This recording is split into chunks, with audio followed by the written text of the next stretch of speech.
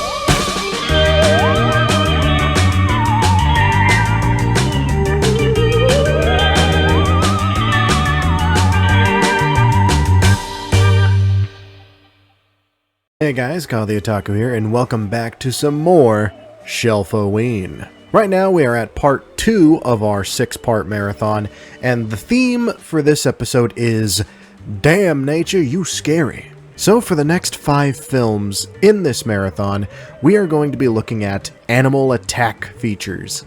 I grabbed a pretty diverse lineup here, and we're not talking like mutated animals, except there is one exception to that rule, but that comes at the very end. For the most part, purely organic, natural animals attacking. So, for night 6 of this marathon, and the first film in the Damn Nature You Scary category, we have the hit or miss crocodile film, Primeval. Primeval is one of those based on a true story films, except this time, it's not all bullshit. The film is actually based on a real crocodile named Gustav. Gustav was a real, allegedly 2,000-pound crocodile that would hunt both beast and man in the rivers of Burundi, Africa. So far, old Gustav has a confirmed kill count of 60 victims and an estimated kill count of 300. That is in villagers, by the way. Now, it's rumored that Gustav, as of present day, has been hunted and killed. I can't really confirm that, and part of me doesn't really want to confirm that. If it's true, then bless the villages, for they are safe, but at the same time, all throughout high school, I kinda had a fascination with Gustav. A small fascination, but still a fascination. I mean, it's not every day that you hear about a real monster, you know? The thing is, Gustav didn't do what he did because he was some monster crocodile that was on a rampage. The animal acted the way it acted because it was oversized. And if it's oversized to a point, then the standard food source for an average-sized animal will not suit its needs. It will hunt bigger and bigger prey. Just so happens that Gustav found a good old heapin' helping of protein around the rivers of certain villages. But this ain't fucking Animal Planet. We're not here to talk about real animals. We're here to talk about movie monsters. Primeval came out in 2008, and I remember seeing ads for it, but never went and saw it because I was a wee boy back then. But it was, again, one of those movies that I saw on the Sci-Fi Channel. And I don't know what it was about theatrical films showing up on the Sci-Fi Channel to where I just kinda get distracted and stop watching. Yep, this is one of those films where I basically remembered nothing. The plot is essentially Anaconda, but with a giant crocodile. We have a news team coming out to shoot a piece on Gustav and how he's become sort of like an urban legend of the Burundi River communities. They were also tasked with capturing the beast alive. Sorry, had to take off my beanie there. It's actually kinda crazy how one-to-one it is with Anaconda when I really think about it, because it kinda follows the same steps. Gustav was brought to life via VFX, which is kinda standard for the late 2000s. We kinda just slap CGI on everything, and now it has gone completely out of control. But here there are certain shots of Gustav that look good, but there are some that did not age that well. Like, there's certain moments in the film where you can kind of see the jank in Gustav's movements, you know? He's a bit too snappy, a bit too animated, I guess you could say. But Gustav is not the only threat out there, for we do in fact have human antagonists. Mainly the militia of a warlord that goes by Little Gustav. Yes, he named himself after the crocodile. He could have just called himself Gustav, adding the little in front of it just makes him sound silly. The thing is, we don't really get a good sense of Little Gustav in the film. His militia is very prevalent, but he himself is not as prevalent. The only time we got Little Gustav mixed up in the action is at the end of the movie. He's literally only there for the third act. But one of the highlights, one of the biggest highlights in the movie, my boy Orlando Jones. I fucking love this guy so much. Orlando Jones is possibly one of the funniest actors of the late 90s to 2000s that I've ever seen. The reason why is because the man knows how to improv. Like, I have to know how much of his dialogue was improv, because it feels like all of it was. One thing that I really didn't care for in this movie, though, was the editing style, because it was the damn 2000s, and yes, I blame the 2000s for this, because it's mostly prevalent in 2000s films. There is a lot of shaky cam during monster attack scenes and action scenes. I fucking hate that. I hate it so much. Not only is it nausea-inducing, but you can't tell what the fuck is going on. And let me tell you, the visual issue is the most prevalent in this movie. It doesn't really help that all of the violence is CG because, you know, there's CG monster. But there is literally nothing practical about any of the kills in this film. Other than a few squibs from gunfire, that's about it from the practical side of things. Overall, Primeval is a bit of a meh movie for me. Like I said, I was really into the Gustav story back in the early 2010s when I was in high school, but the movie? Again, it's all purely because of the visual aspect and how they decided to handle the cinematography. If they had a few smoother shots and during a few attack scenes, then I wouldn't really have that much of a problem with it, but it's shaky cam 24/7. So final verdict, Primeval was decent. Not bad, but not really that good either. Solid 2.5 out of 5 maybe. But yeah, it was an alright movie. Just nothing that special, a little underwhelming, in all honesty. And that does it for Night 6. And rolling into Night 7, it's time for us to explore the world of, phobias, if you know what I mean. Arachnophobia was released in 1990 and is pretty much the best spider attack movie on the planet. It's got everything. It's got terror, it's got charm, it's got real spiders. Yeah, aside from the main giant spider, the rest of the spiders in the movie are real spiders. You don't see real spiders as often, mainly because no one wants to work with real spiders. Arachnophobia is a movie that is well deserving of its namesake. I don't even have arachnophobia, and it made my skin itch. So the film is about an undiscovered species of spider that is super venomous. I'm talking one bite and you die within seconds. The spider bites a nature photographer who was assigned to an expedition in the jungle. The spider stows away in his coffin when they ship him back to California. After feasting on his delicious juices, the spider escapes the morgue and via Crow Airlines finds itself in the middle of a country household. Makes itself at home in the barn, mates with one of the local spider bachelorettes, and next thing you know, we have a swarm of itty-bitty venomous spiders roaming around town killing people. And let's hope you're not arachnophobic, because if you are, this film is gonna go for your goddamn throat. Oh, it goes for all of your irrational fears revolving around spiders. Showers, lampshades, under desks, in phones, cereal boxes, cupboards. Oh, they play to every single fear you ever thought you had. They literally play out almost every single scenario. Picture, if you will, you've had a long day, you decide to clean up, you go have yourself a nice shower, and you're there, you know the water's coming down, you're washing your hair, next thing you know, right on your face lands a spider, but you don't know it because its movements are equal to the water, so it just drops down more and more down your body, and you have no idea. What's that? I ruined showers for you? You are welcome. Don't blame me, blame the movie. But I'm not kidding when I say the film has charm, because the family in the film are super charming. Not just the family, but the township itself is super believable and filled with likable people. Now there are a few that get on your nerves, but only because they were written to be so. Like the doctor, for instance, who completely cucked the main character out of his job because he refused to retire. The man said he was retired for 4 months, and then the very last second said, "I'm keeping my job." What's that? You were my replacement? Well, that sucks to be you.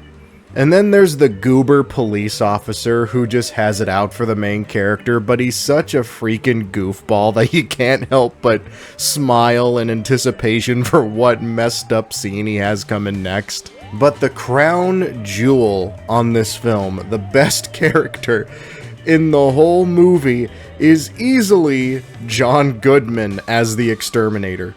Oh my god, he's so fucking funny. He is easily the best character in the movie. He doesn't even have that much screen time. He's mainly there because he's the only one that can handle the itty-bitty spiders. And every single line of dialogue he has is just gold.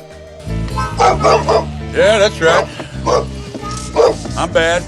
The film was produced by Steven Spielberg. He was one of the producers on the film, and I feel like he went up to the cast and crew and said, "Listen, I want you to do to spiders what I did to sharks." And I think they succeeded. And again, it all stems from the use of actual spiders. Also, God bless the spider wrangler in this film. It could not have been easy to keep track of those little boogers. Who knows, maybe some of them are still loose to this day.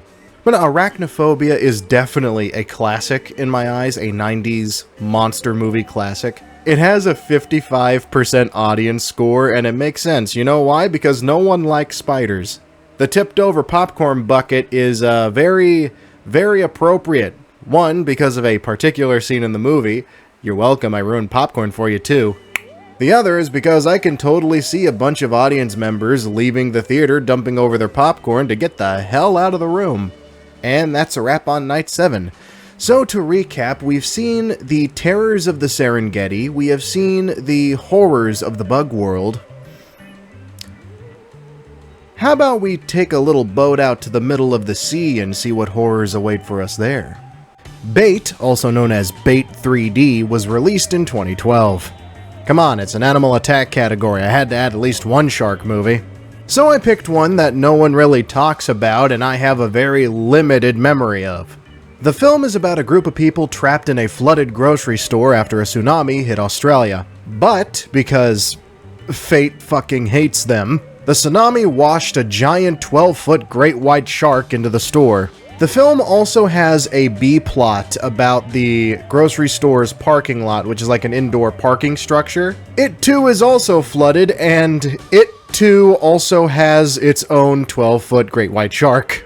Again, fate fucking hates them.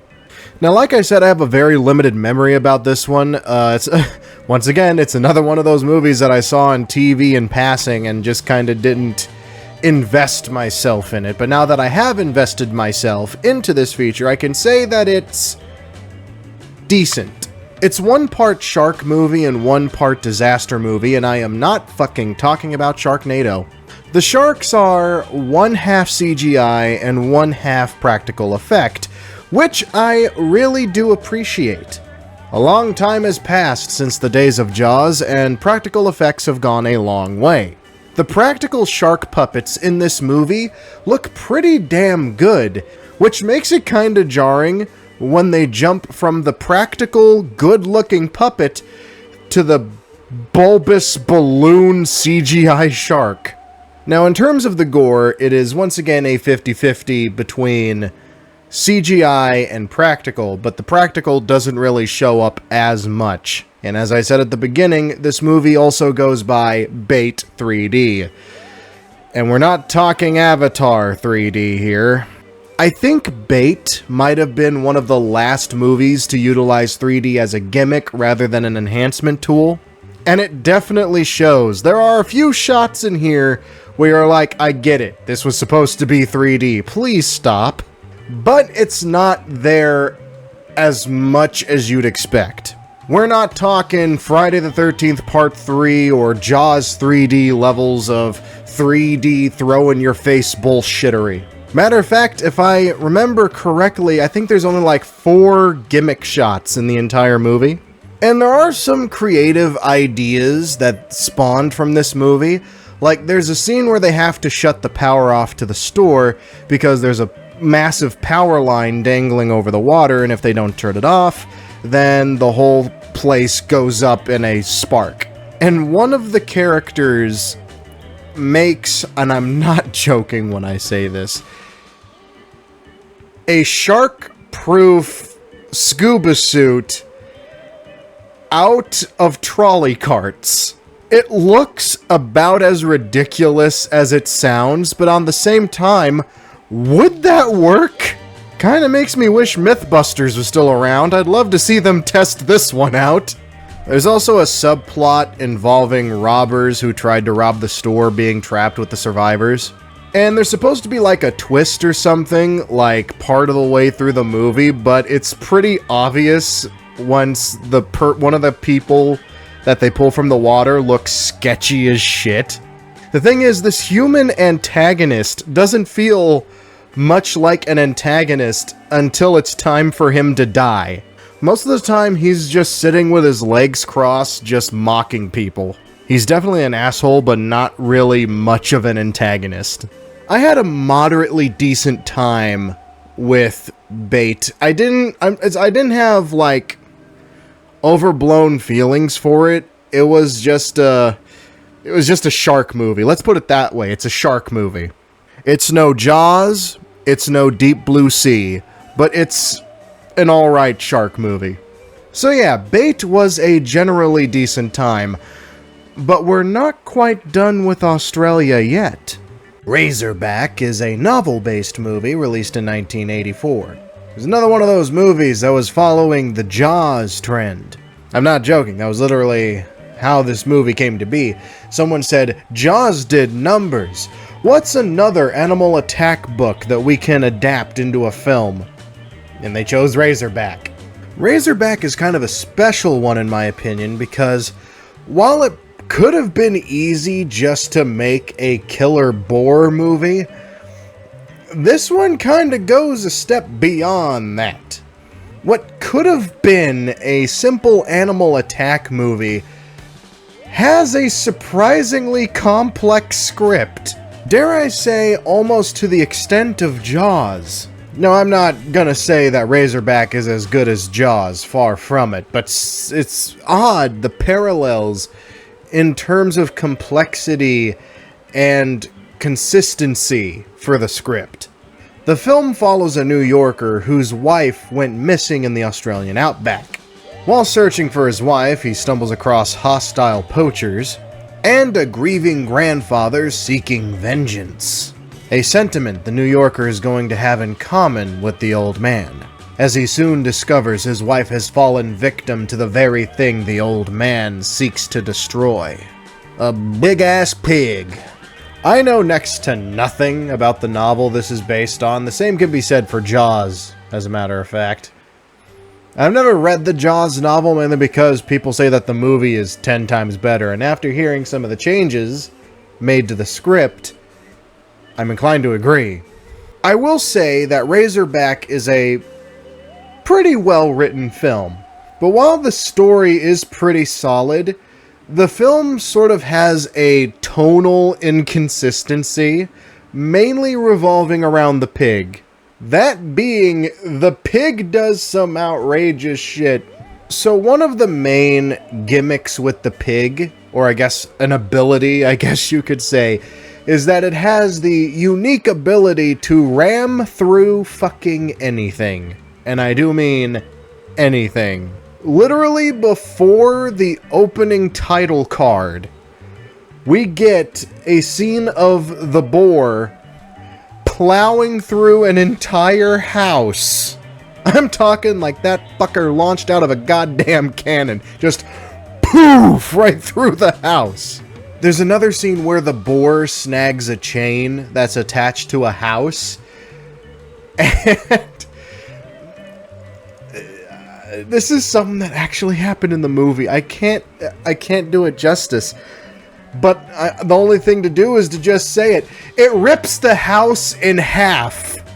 It pulls on the chain so hard, it pulls half the house away with it. And I'm not gonna lie, that's the scene that made me want to see it. Because how can you not? How can you see a scene like that and not have a shred of intrigue onto what the fuck this movie is?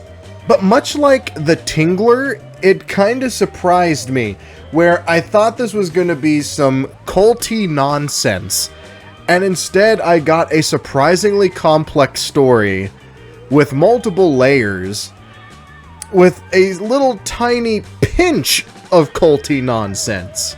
Now, I've seen this movie a while back, and since then I've learned at least a few little factoids about it, so I guess I can share that here. For distant shots of the Razorback, they used a pig, the biggest pig they could find in Australia, and basically just wrapped it in a fuzzy tarp. So when the Razorback is running against the sunset, it looks like a boar instead of just a pig.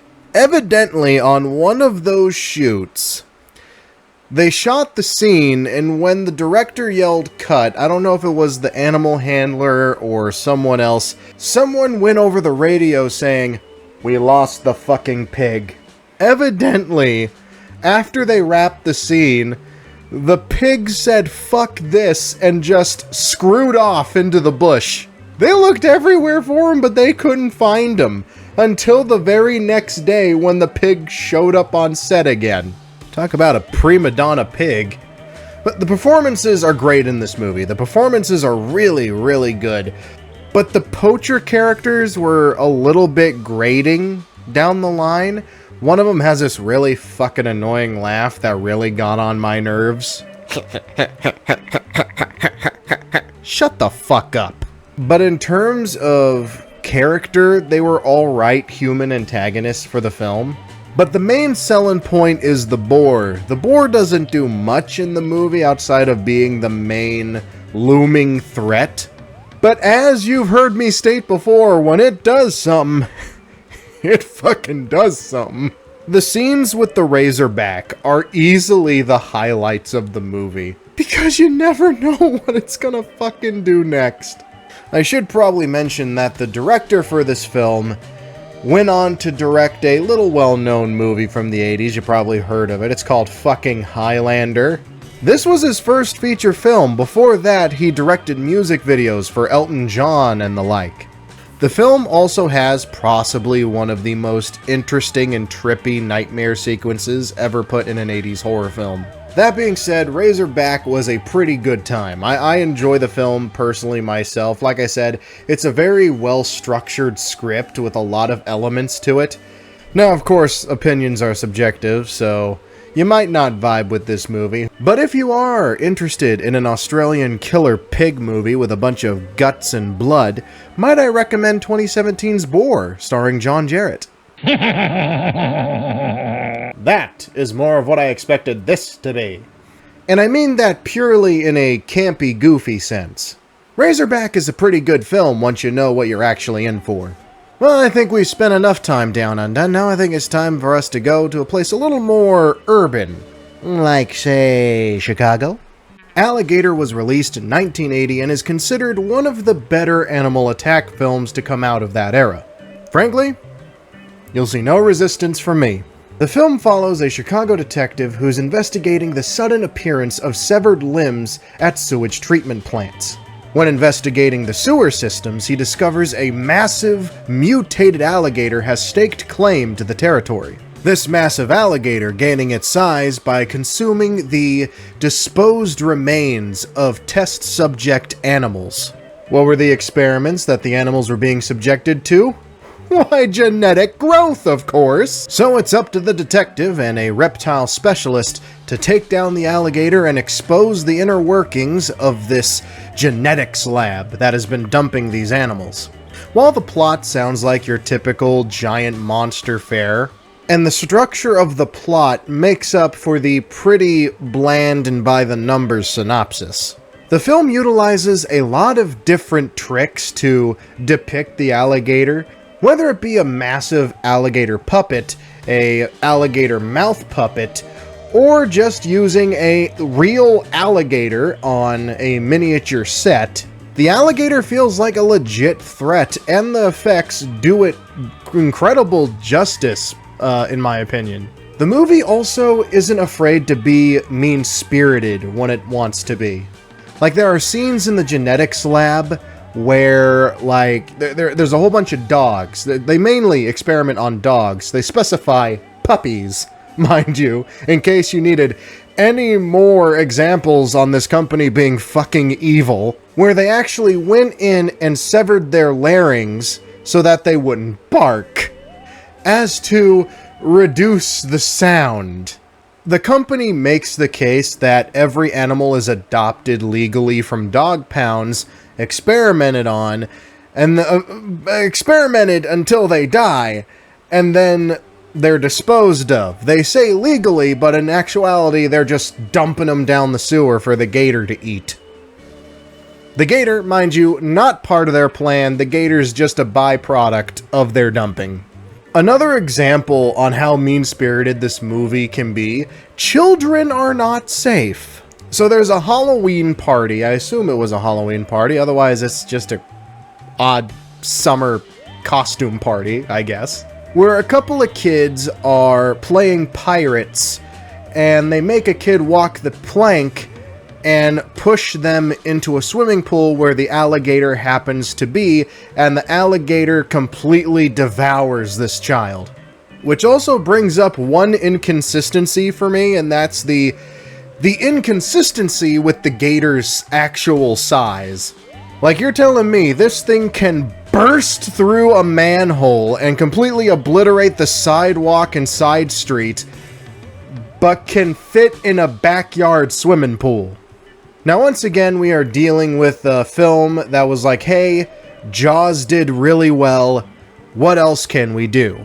This one not being based on a book, an original script, but still has some elements of Jaws. Like, there's a character who is a gator hunter. Well, big game hunter, more likely.